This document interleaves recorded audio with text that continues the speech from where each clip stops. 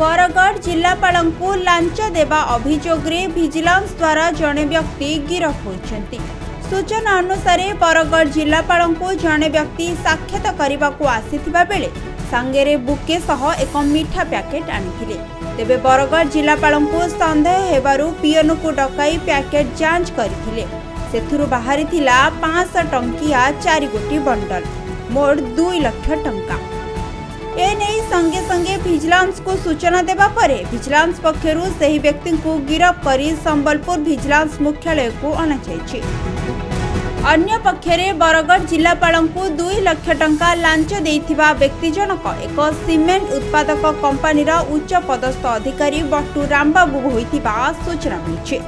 तेबे यही व्यक्ति जनक कौन पाई बरगढ़ जिलापालंकु 2 लाख टंका भर्ती थिबा पैकेट सह मीठा पैकेट दौथिले तार कारण अस्पष्ट रहिछि। घटनार तदंत जारी रहिछि बोली सूचना मिलिछि। आज कलेक्टर बरगढ़ पाखक जड़े व्यक्ति देखा करिया जाइथिले और से तांको गोटे फ्लावर बुके और गोटे मीठा पैकेट देइथिले। से तांको संदेह जेमती लागिला कलेक्टर सार को से तांकर पियोन को डाकिले। पियोन को डाकी से मीठा पैकेट को खोलिया को देखला बेलू ता भितर 4टा 500 टंकिया बंडल थिला। तेणु से इमिडिएटली विजिलेंस को खबर देले।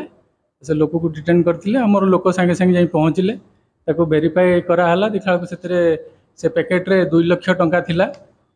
से लोकर आइडेंटिटी विषय वेरीफाई कला बेलू से जना पड़ला जे से तेलंगाना साइड रो लोक गट्टू रामबाबू बोली से अंबुजा सीमेंट रे चीफ मैन्युफैक्चरिंग ऑफिसर इस जोन हिसाब से कार्यरत अच्छा।